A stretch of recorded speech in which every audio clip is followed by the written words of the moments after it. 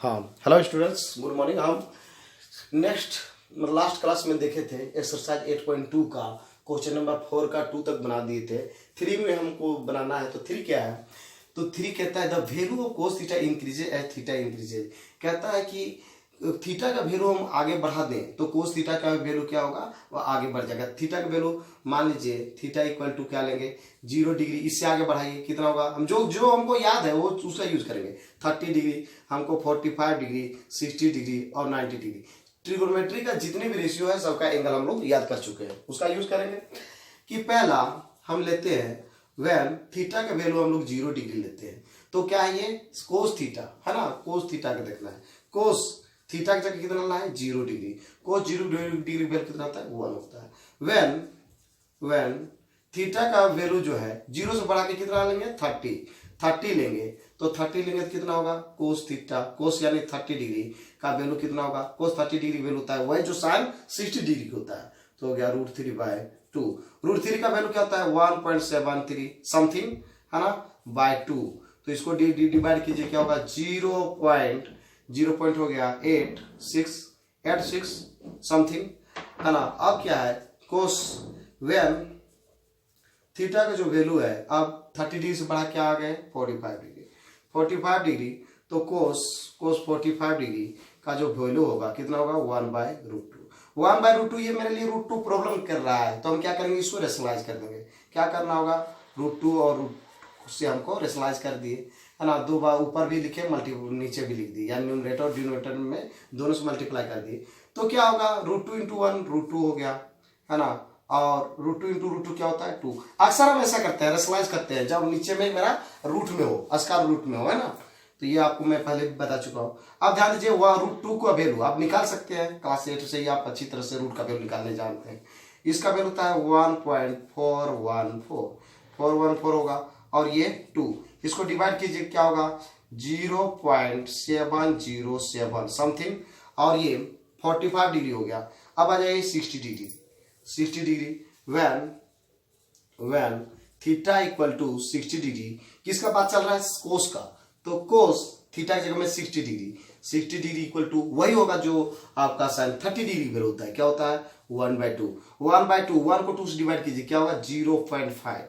तो ध्यान दीजिए, ये 1 था, यहाँ पे आ गया इतना, यहाँ पे आ गया इतना, और ये इतना। और वेन लास्ट में क्या है, इतना हो गया 90 degree. When theta equal to 90 degree, तो क्या है, कोस में चल रहे हैं, कोस 90 डिग्री की वैल्यू कितना होगा, तो cos 90 डिग्री की वैल्यू वही होता है जो sin 0 डिग्री होता है। क्या होगा, 0 होगा। तो ध्यान दीजिए स्टूडेंट, क्या है कि हम जब ले लिए थीटा का वैल्यू 0 है ना, 30 degree, 0 degree, 30 degree, 45 degree, 60 degree और 90 डिग्री, इतना ले लिए स्टूडेंट। तो जब 0 डिग्री लिए थे तो साइन थीटा का हम लोग देखे, कोस थीटा का जो वैल्यू था 0 लिए थे, क्या वो था, 1 था। फिर 30 लिए तो कितना हो गया, तो ये हो गया 0.86 हो गया, 86 समथिंग। उसके बाद जब 45 लिए तो कितना हो गया, 0.707 समथिंग, और भी कुछ ज्यादा। उसके बाद क्या है, ये 60 लिए तो 0.5, ठीक है, इतना लिए 0.5 हुआ। अब क्या है स्टूडेंट कि ये जब 90 डिग्री ली तो 0। तो कहता है कि जब थीटा का वैल्यू हम बढ़ाएंगे तो कोस थीटा का भी वैल्यू बढ़ेगा, लेकिन ऐसा नहीं हुआ।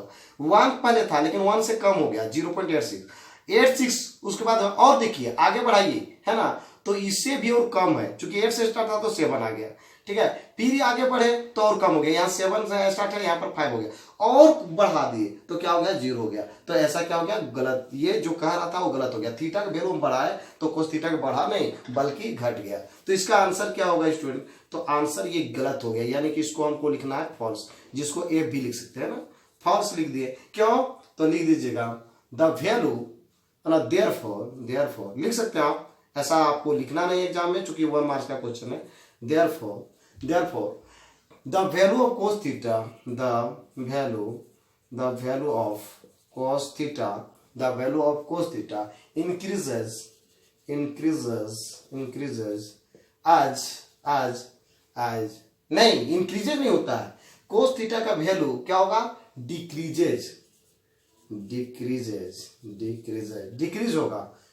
होगा, इंक्रीज नहीं होगा। As theta increases. यदि हम थीटा का वैल्यू बढ़ाते जाए तो कोस थीटा का वैल्यू बढ़ता नहीं है बल्कि क्या हो जाता है, घट जाता है। तो सिर्फ आपको ट्रू और फॉल्स लिखना था। और क्यों ट्रू है क्यों फॉल्स है ऐसे हो गया स्टूडेंट। मतलब थीटा का वैल्यू हम बढ़ाते जाएंगे तो क्या होगा, कोस थीटा का वैल्यू ऑटोमेटिकली वो बढ़ेगा नहीं बल्कि घटेगा। तो ये कह रहा है वो क्या हो गया, गलत हो गया, यानी कि फॉल्स हो गया स्टूडेंट। हाँ स्टूडेंट्स, नेक्स्ट क्वेश्चन ये है कि क्वेश्चन नंबर 4 कहता है sine theta equal to cos theta for all values of theta. कहता है थीटा का कोई भी वैल्यू रख दीजिए तो दोनों क्या होगा, सही होगा, है ना, दोनों इक्वल होगा। तो ऐसा कोई जरूरी नहीं, संयोग बस कभी कभी इक्वल होता है। जैसे साइन यहाँ 45 डिग्री रख दी एंगल का वैल्यू और थीटा इक्वल टू यहाँ 45 रख दिया तो दोनों वैल्यू क्या होता है, सेम होता है, चाहे साइन का 45 के या कोस 45 के। लेकिन एनी टाइम ऐसा नहीं होता है। मान लीजिए वेन जो है थीटा का वैल्यू जो है कुछ भी रख दे, 0 डिग्री रख दे, theta equal to when theta equal to 0 degree लगते हैं। अब एलएचएस हम लेके चलेंगे। एलएचएस मेरा क्या है, साइन थीटा है, साइन थीटा। तो sine theta LHS equal to sine theta, sine कितना लेना है, 0 डिग्री, 0 डिग्री साइन 0 डिग्री यानी साइन 0, साइन 0 डिग्री का वैल्यू क्या होता है। तो साइन 0 डिग्री वैल्यू आपको पता है स्टूडेंट क्या होता है, वो 0 का 0 होता है। ठीक है, अब चल जाइए आरएचएस में आ जाइए। आरएचएस क्या है स्टूडेंट, ध्यान दीजिएगा।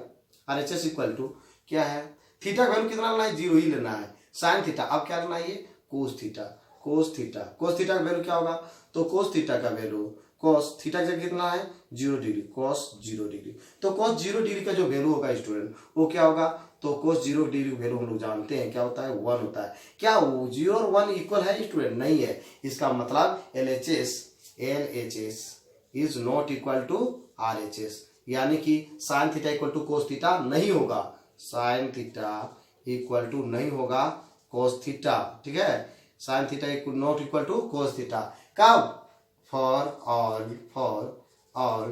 वैल्यूज ऑफ थीटा के हर समय वैल्यू हम रख देंगे।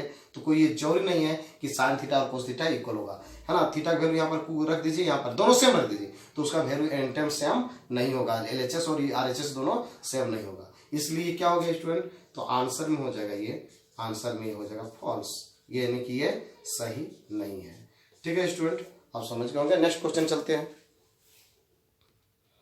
Next question student, cot A is not defined for A equal to 0 degree. कहता है कोट ए का जो वैल्यू होगा नॉट डिफाइंड होगा जब ए का वैल्यू कितना लेंगे, 0 लेंगे। तो ध्यान दीजिए स्टूडेंट, वेन क्या करेंगे, आपका ए का वैल्यू कितना लेना है, 0 डिग्री, यानी कि एंगल, यहाँ पर ए क्या है, मेरा एंगल है, ए मेरा एंगल है। तो एंगल लेंगे तो यहाँ पे है कोट क्या, तो कोट ए का वैल्यू तो क्या होगा, कोट ए इक्वल टू, ध्यान दीजिए स्टूडेंट, कोट आपका कोट कितना है, ए का वैल्यू 0 डिग्री, कोट ए का वैल्यू कितना, 0 डिग्री का वैल्यू कितना होता है, नॉट डिफाइंड होता ही है, नॉट डिफाइंड। यानी कि ध्यान दीजिए स्टूडेंट कि को ए का वैल्यू यदि 0 डिग्री रख दे तो कोट ए का जो वैल्यू होगा वो क्या होगा, कोट ए का वैल्यू जो होगा 0 डिग्री होगा, एक जगह 0 डिग्री, तो इसका वैल्यू क्या होता है, नॉट डिफाइंड होता है। यानी ये सही है कि ए का वैल्यू यदि 0 डिग्री रख दे तो कोट ए का वैल्यू क्या होगा, कोट ए का वैल्यू आपका नॉट डिफाइंड होगा। ये आपका आंसर क्या होगा स्टूडेंट, तो आंसर आपका हो जाएगा ट्रू, आंसर ट्रू हो जाएगा स्टूडेंट। ठीक है, आगे बढ़ते हैं। इस प्रकार से इसका आंसर ट्रू हो जाएगा स्टूडेंट। ठीक है, क्या है कि कोट ए का वैल्यू यदि 0 रख दे, यानी एंगल के जगह में 0 रख दें, कोट 0 इक्वल टू क्या होगा, नॉट डिफाइंड होता ही है, इसलिए ये क्या होगा, ट्रू हो गया। अब चलते हैं नेक्स्ट क्वेश्चन स्टूडेंट।